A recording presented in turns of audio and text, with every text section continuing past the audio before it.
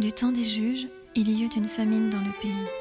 Un homme de Bethléem de Juda partit avec sa femme et ses 2 fils pour faire un séjour dans le pays de Moab. Le nom de cet homme était Élimélec, celui de sa femme Naomi, et ses 2 fils s'appelaient Machlon et Kilion. Ils étaient Éphratiens de Bethléem de Juda. Arrivés au pays de Moab, ils y fixèrent leur demeure. Élimélec, mari de Naomi, mourut, et elle resta avec ses 2 fils. Ils prirent des femmes moabites, dont l'une se nommait Orpa et l'autre Ruth, et ils habitèrent là environ 10 ans. Machlon et Kilion moururent aussi, tous les 2. Naomi resta privée de ses 2 fils et de son mari.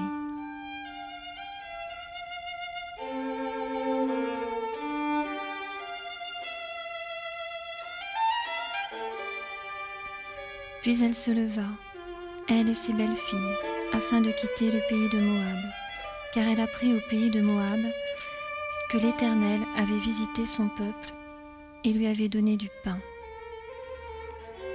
Elle sortit du lieu qu'elle habitait, accompagnée de ses 2 belles filles, et elle se mit en route pour retourner dans le pays de Juda.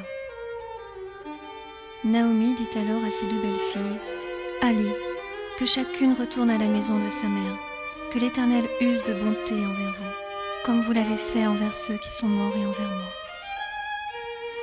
Que l'Éternel vous fasse trouver à chacune du repos dans la maison d'un mari. » Et elle les baisa.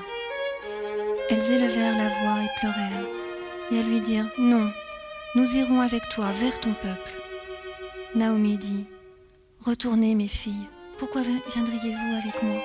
Ai-je encore dans mon sein des fils qui puissent devenir vos maris? Retournez mes filles, allez, je suis trop vieille pour me remarier. Et quand je dirai j'ai de l'espérance, quand cette nuit même je serai avec un mari et que j'enfanterai des fils, attendriez-vous pour cela qu'ils aient grandi? Refuseriez-vous pour cela de vous marier? Non mes filles, car à cause de vous je suis dans une grande affliction de ce que la main de l'Éternel s'est étendue contre moi. Et elles élevèrent la voix et pleurèrent encore. Orpa baisa sa belle-mère, mais Ruth s'attacha à elle.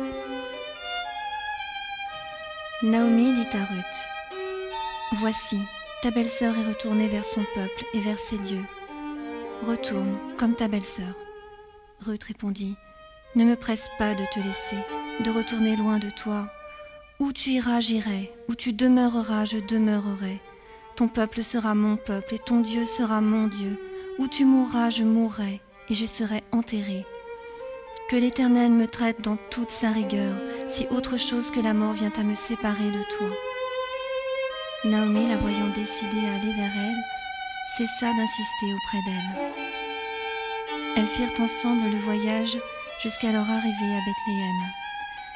Et lorsqu'elles entrèrent dans Bethléem, toute la ville fut émue à cause d'elles, et les femmes disaient, « Est-ce là Naomi ?» Elle leur dit, « Ne m'appelez pas Naomi, appelez-moi Mara, car le Tout-Puissant m'a remplie d'amertume. J'étais dans l'abondance à mon départ, et l'Éternel me ramène les mains vides. Pourquoi m'appelleriez-vous Naomi, après que l'Éternel s'est prononcé contre moi, et que le Tout-Puissant m'a affligée ?» Ainsi revinrent du pays de Moab Naomi et sa belle-fille, Ruth la Moabite.